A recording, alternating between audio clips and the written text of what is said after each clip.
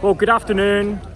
It's Sunday afternoon, finals day at Henley Royal Regatta, and there are a few bleary heads on the riverbank, but on the water, clear heads, and we've had some brilliant finals racing, which is well worth a quick lunchtime post from the Rowing Notebook 2026 Henley Royal Regatta edition.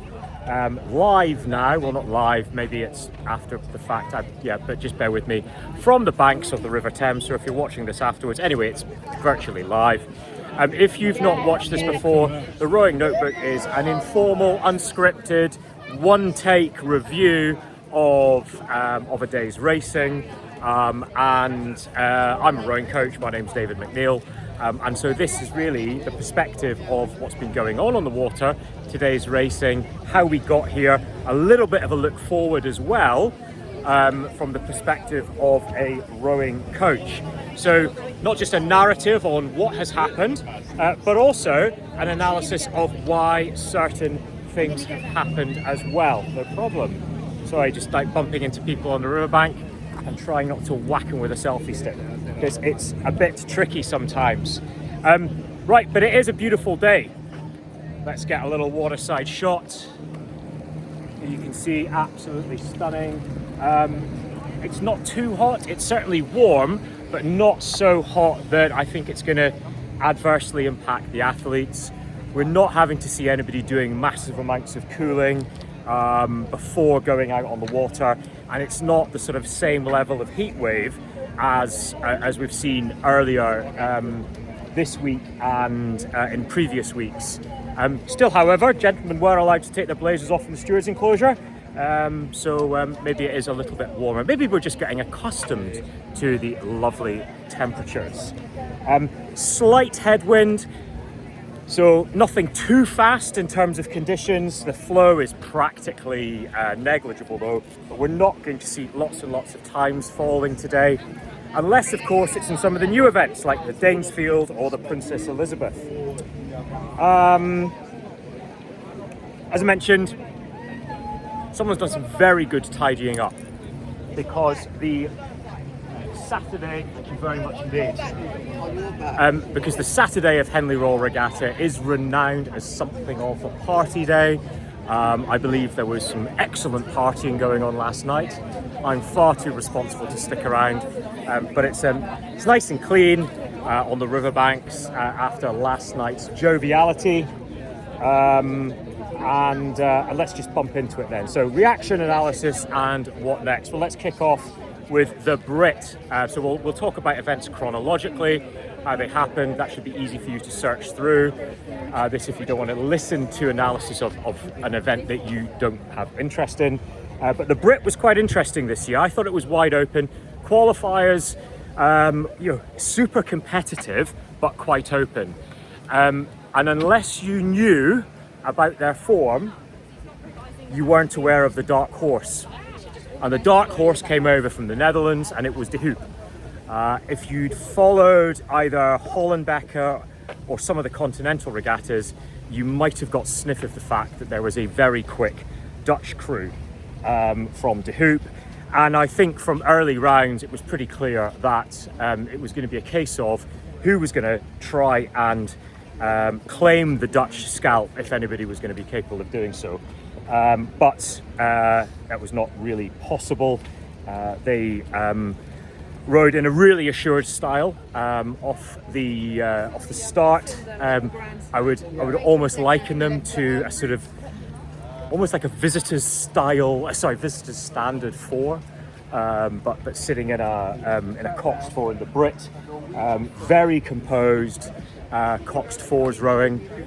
One of the big characteristics being the amount of arc they were getting round at the front end. You could really see how they were generating that front end. Emphasis on the pickup on the inside leg and the outside arm, giving them lots and lots of positivity. And in terms of a race perspective, otherwise, it was a remarkably unremarkable race, but it was enough to give them the win and do so in some style as well. So congratulations to Hoop for the first red box of the day. In the Hambledon, we were treated to some really, really good women's pairs rowing.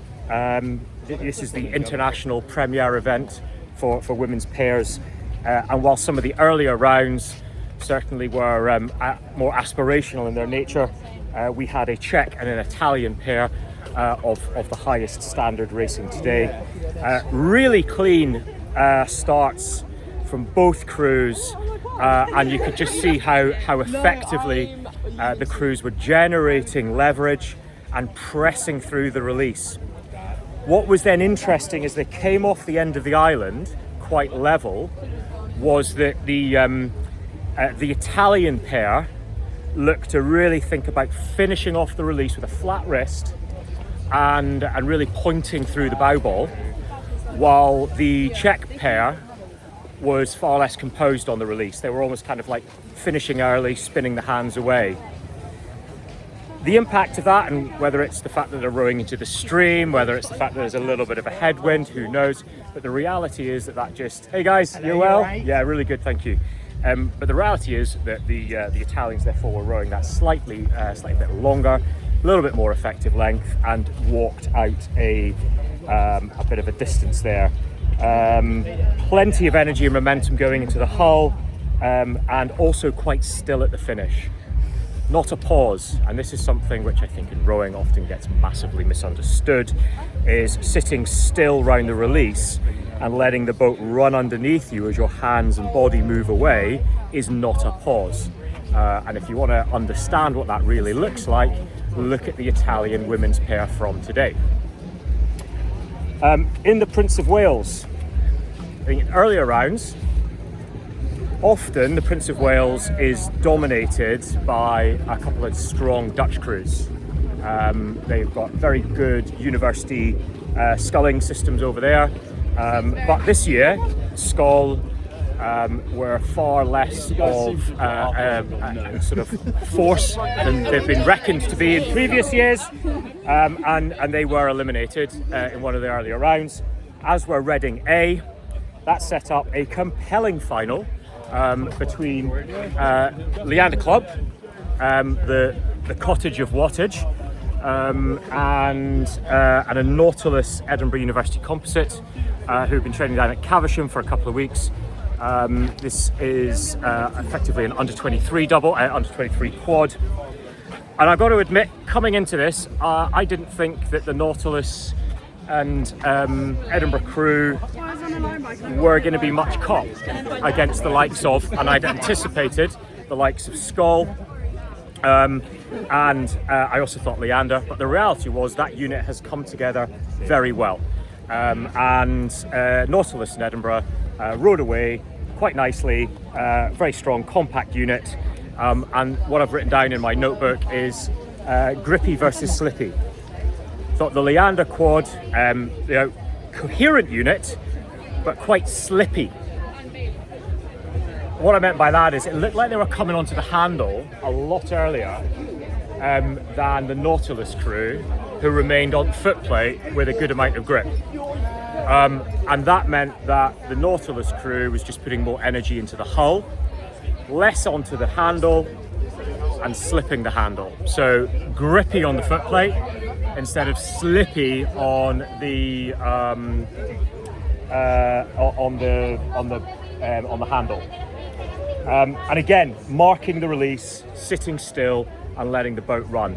And I think there's a bit of a theme emerging here, is that between the booms, this morning, crews that were behind seemed to, I don't know if it was buckling under pressure or thinking, I must now do something different, throw the kitchen sink at something and start trying to like spin the hands or whatever. But it was notable as they kind of ended up in a bit of a spiral, where instead of just pressing out the release, sitting still, letting the boat run and remembering boats move when you push them, not when you spin your hands, was a little bit of something that went awry there. Continuing that theme of response under pressure, in the Ireland Challenge Cup, some of the best racing of the entirety of the regatta. So thank you to the athletes who have been involved in that. Thanks for the coaches who have been involved in that. Bumped into Will Fletcher yesterday evening over a couple of apple juices, and he was pretty glad with the performance. Obviously, never likes to see any crew go out, but I think Durham going out yesterday against the strong University of Washington crew, who many, I think, and myself included, saw that University of Washington crew, the Huskies from over stateside, as the favourites coming into this event. Many of that Durham 8 are returning next year, so let's look forward to seeing what Durham can do next year. But returning to what we saw in the final, two American institutions, Washington versus Brown. Huskies going to win, right? No, Huskies didn't win. I think Brown really took their A game and remained in contact. Washington did lead by the quarter mile and by the barrier, and then Brown were just staying in contact, biding their time, rowing a really wise internal race, and that set them up for a really strong run-in and charge towards the line. And as the Huskies came through midway, I was watching around Foley. There was something really stood out between the two crews. I mean, first of all, they're all blooming physical, right? Clearly, these ladies have been hitting the gym.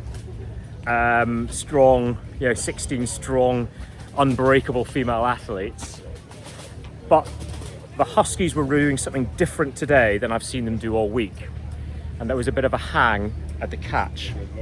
So they were out over the footplate.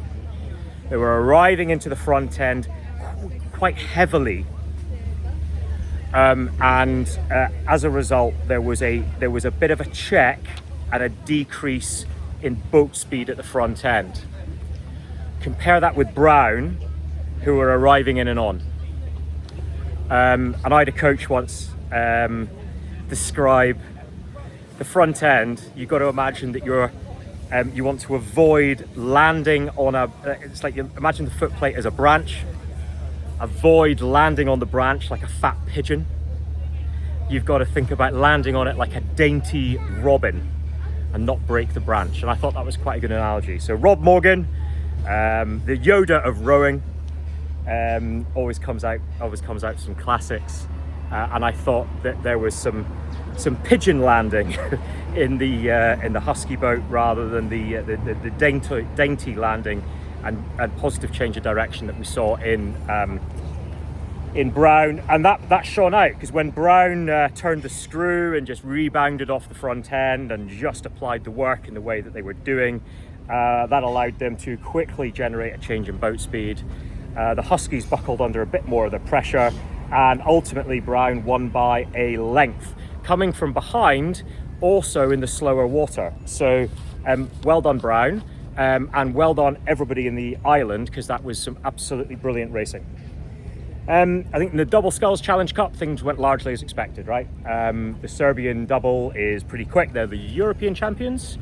And we've got a new combination from Great Britain with Hayward and Lyons, two outstanding athletes. Lyons still pretty inexperienced. I think he's in his third season of sculling, but they are a really interesting combination for the future. So whilst today the Serbians, I think, won by 2.25 lengths in what looked like a fairly straightforward piece of business for them, in terms of Team GB, have we come across a double with some significant potential? And that would be nice to see. And it's always good to see as well the opportunities that's giving for not just the athletes coming through, but also the coaches coming through, with, I believe, Dan Harris looking after them at the moment. Who's a coach who I had the privilege of working under last year, and who I think is generally one of the best blokes going. He knows his onions. He is great with athletes, and in terms of inspiring a rookie in Josh into his first senior season, there are very few other people who would be better placed to do that. In the Danesfield, the first running of this event, the Danesfield is for women's club quads. Now, my understanding of eligibility rules for for this is that you cannot row in a club event if you've got an under 23 or senior vest. Hey buddy, how are you? Very good, how are you? I'm very well indeed. I'm YouTubing. I'm mid-record. Do you want to come and give some comment? Absolutely not. Tom Young running away. Cheers, buddy. I'll catch you later. Tom Young there, off camera. Coach of the Strathclyde Park Quad and generally all-round good bloke. I was talking about Danesfield and eligibility, yes. So that you shouldn't have an under 23 or senior GB vest in the crew. So I was surprised, and I think it was Molly Curry sitting at stroke in the Molesey boat. So I got the eligibility stuff wrong because there's obviously a reason why she was there. If I've got it wrong, please tell me. Comment below, like, comment, subscribe, all that sort of good jazz. So 1 second, my pages are flicked over. But nevertheless, it raised my eyebrows, and I wonder if it did yours as well. If it did, tell me. Nevertheless, if it was her, then she clearly showed her experience because they rode very strongly off the start. With a very positive front end, very composed unit. I think there was probably more wattage in the Leander boat, but there was also quite a lot of slippage. If you look at the middle pair, particularly in the Leander boat, opening the bodies quite early, and then their wrists were cocking and their elbows pointing down towards the deck rather than flat through, and that resulted in a little bit of washing out.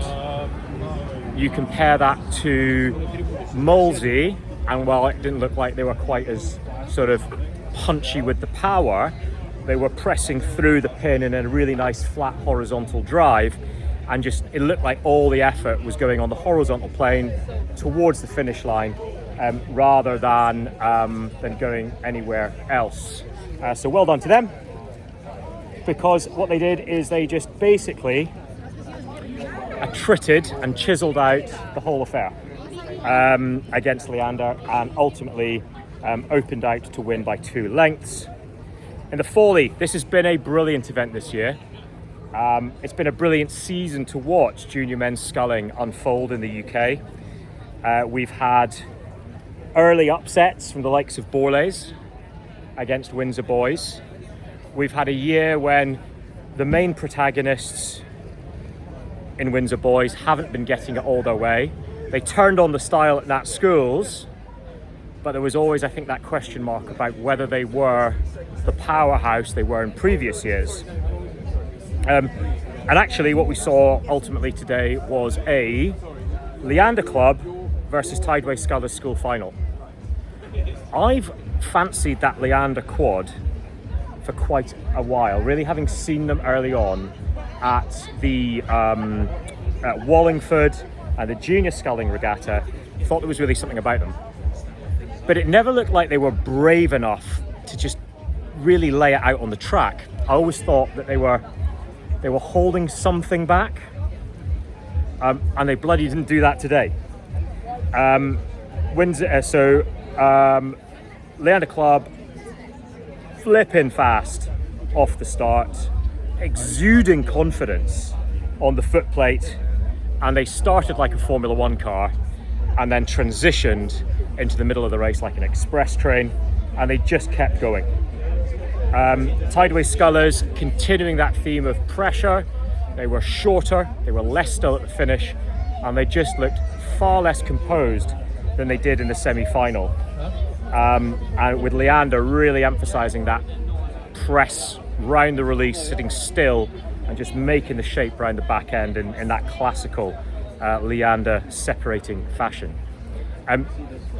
Not that Tideway Scullers are a bad crew, right? You know, they've got Joe McCarthy on board, who was at the Junior Worlds last year. He's no slouch. There's a lot of good athletes in these boats. So I just think it goes to show that very small differences, percentages on the day, because of the level we're talking about here, the effect on boat speed and the result really is significant. So well done to Leander for winning the Foley. I'm not sure the last time when they won it was, but it has been a while. And the visitors, well, today it was Leander B versus Nautilus, and Nautilus won by 4 lengths. I think that's what pretty much everybody expected. Leander B were a strong crew, and it was a fairly unremarkable race. But the race of the tournament was certainly Leander A versus Leander B, when Leander B really took it out and overturned Leander A. So that for me was the race of the visitors today. Business as usual, just good coxless 4 rowing. Nothing to write home about, but good from both crews. I've just sort of like casting my eye around to see if there's anybody who might want to come and talk to us rather than you just listen to me all the time. Right, let's talk about some scandal, because it's been 20 minutes and this will get your attention if nothing else has.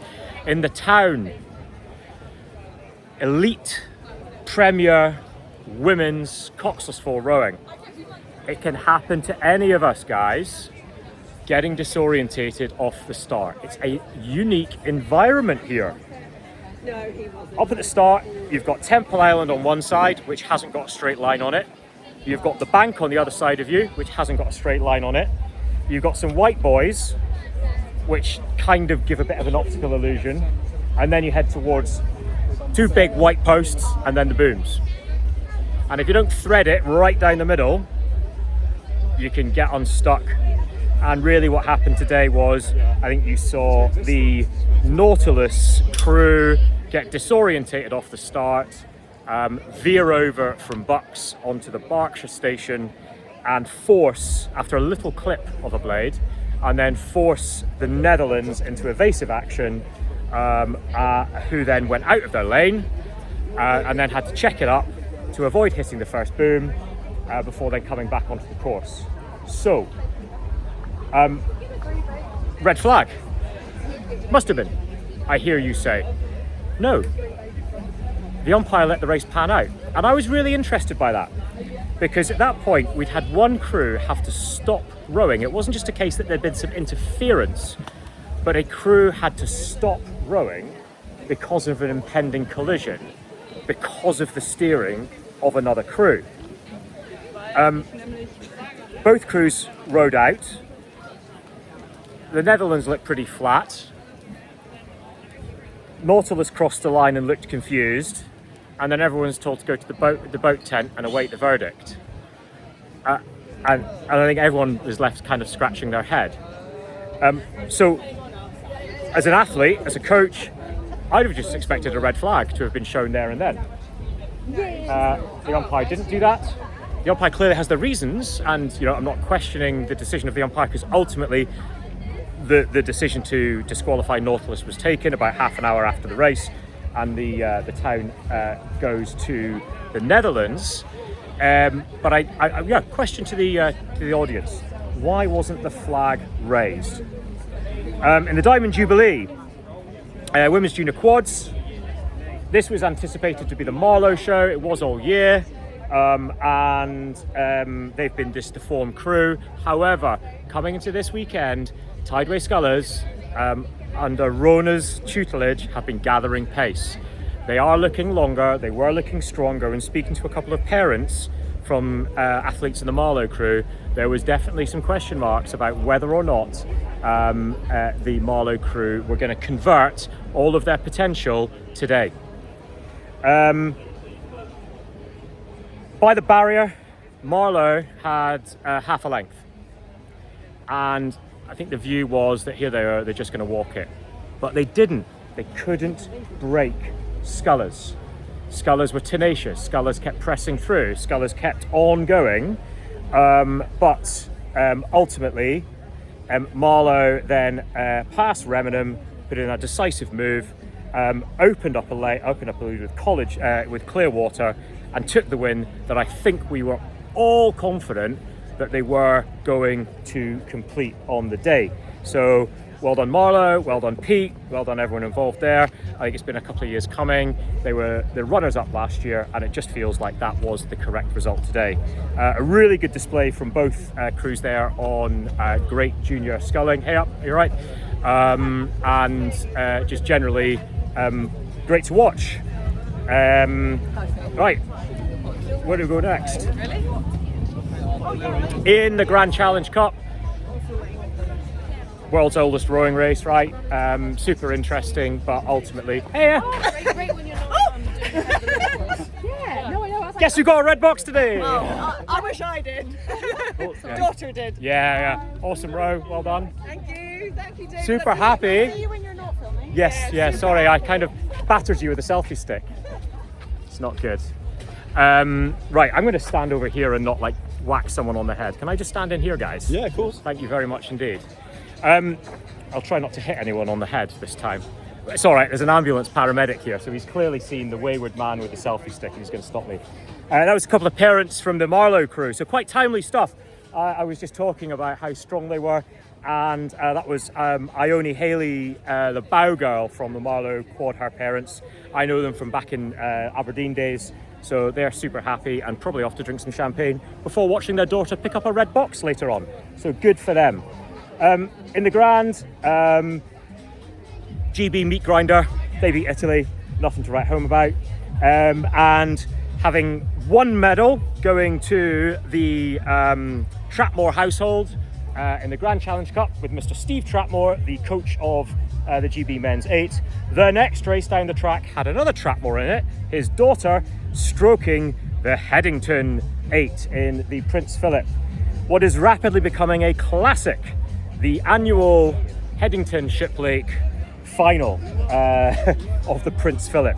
It was last year, and I think we were all looking forward to seeing what was going to happen. It's been another really, really good year for women's sweep rowing to follow in the UK.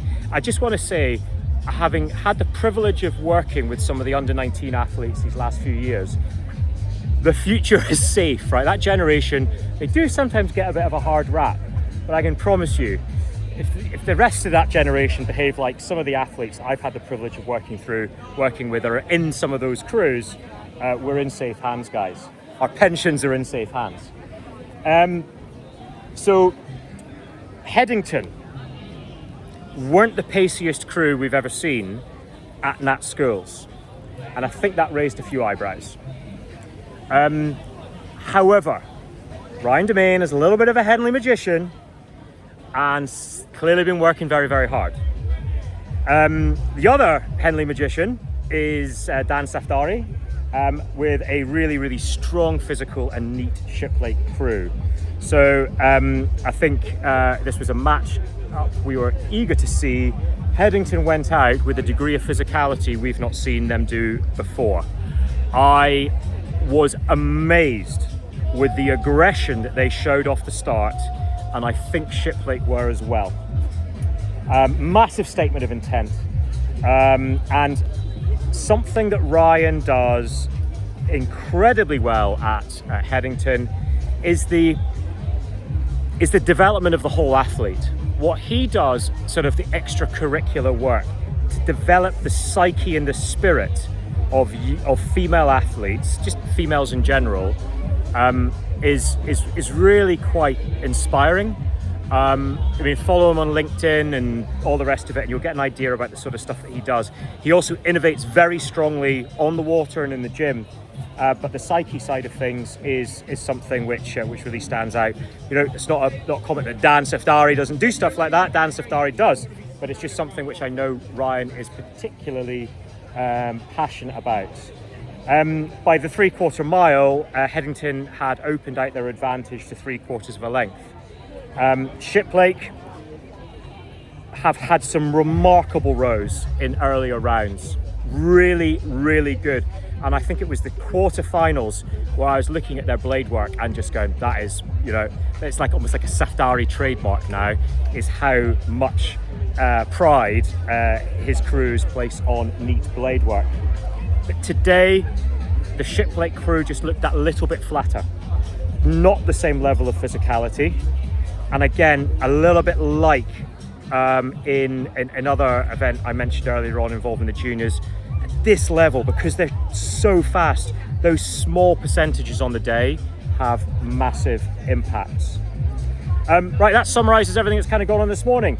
Look forward to this afternoon. I really want to see the PA. Newcastle University Boat Club have been through a really tough year. Lots and lots of funding cuts, uncertainty for athletes, but the coaches up there and the athletes up there and the alumni up with the Blue Star, thank you gentlemen, have done a really good job. Yeah, cheers guys, appreciate it very much. Have done a really good job of holding it together, and whilst the 8s have been hard, they have managed to generate a pacey Coxed 4. So they go in the final today against IC, and I believe Newcastle are going to convert that into a win. I can't see IC overturning them, but then again, I didn't see IC winning the semi either, so IC have clearly got some pace amongst them. The perennial interesting race, Ollie Zeidler, best sculler in the world right now in my opinion, and always interesting to look at, always interesting to see what technical aspect he turns up and executes on the day, which is unconventional. Lots of people yesterday were remarking on the fact, he doesn't get his shins vertical. Yeah, but when you row the arc he does, you wouldn't want to go much longer on the front end, because you'd basically be putting your blades in beyond parallel with the boat. It would be bonkers. And then I also think the Princess of Wales, which is the new event for intermediate women's quads, will be one to watch as well. Right, give me your thoughts below on the umpiring decision. Give me your thoughts on some of the junior events. Give me your thoughts on what I said about that difference in marking out the finish versus the kind of like spinning the hands approach, which seems to have undermined a few crews' ability to either stay in contact or break down an attack. Right, I will try and do another one before the end of the day, but unfortunately, because I live in Yorkshire, I have to leave before the end of racing, so it might be an impromptu one from elsewhere. Right, Great Henley Royal Regatta, one of the better ones in recent years, right, thank you very much indeed. No one I know is nearby, so I think what we'll do is we'll sign off rather than asking for comments from someone else. Right, have a pleasant day.